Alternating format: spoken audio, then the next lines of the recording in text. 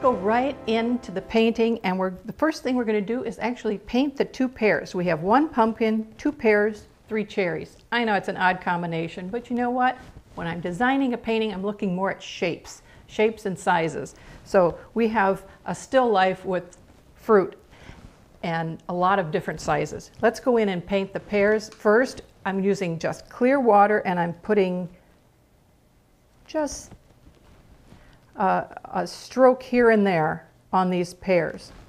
Nowhere in particular, just adding some water so that when I touch into that water, it'll send a little bloom out. That's what we want. This painting is going to be about laying color in, not actually painting pears, but just laying color in. We want all those lines and little creases and crevices and blooms to happen. And you'll see why as we progress. Let's go in and paint the pears. First, I'm using just clear water, and I'm putting just a stroke here and there on these pears.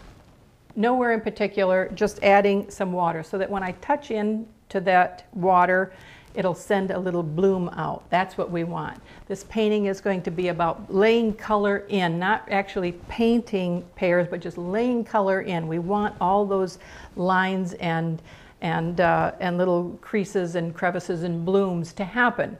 And you'll see why as we progress. So the pears are going to be three colors, Aureolin yellow, and then a green made with Aureolin and Antwerp, and then a rust color kind of made with Aureolin yellow and brown madder. So we're going to start with the yellow, and I'm coming around the top of this pear with just plain yellow like that.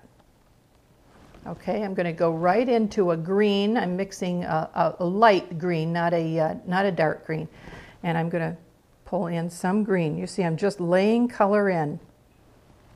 Okay, then I'm going into a little bit of the brown madder.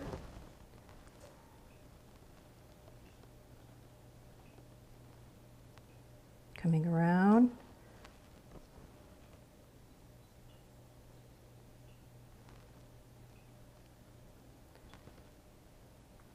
Around the bottom.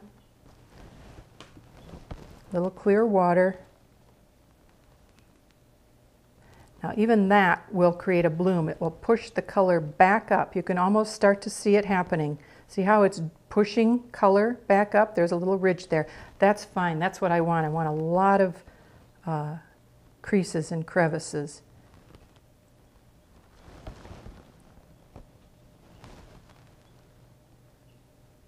And I'm painting around the stem for right now. I wouldn't really have to, but I think it's going to look a little better like that. All right. It might look smudgy. That's exactly what we want. Don't try and mix those colors, just lay them in. Now let me show you what I'm going to do with this. I'm going to move the painting aside, put my palette here, and now with a large brush, a large round brush, I'm going to lay the leaf in my palette with the vein side up.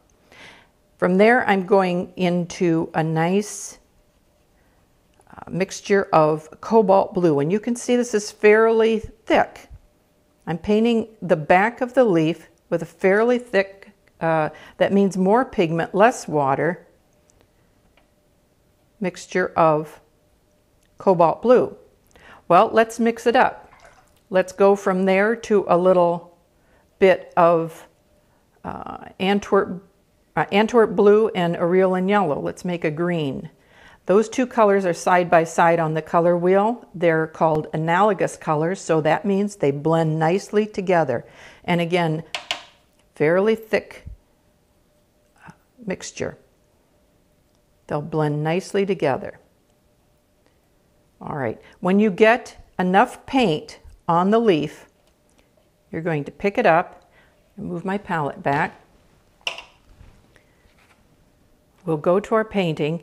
What we're going to do is lay that right down, now paint side down, on the background. I don't have to worry about the pumpkin because we have that masked. I have a paper towel. I'm just going to press that down now. Press it down good. And when you pick that up, oh, look at, it's a leaf. It's a beautiful leaf. I couldn't have painted that leaf better if I tried.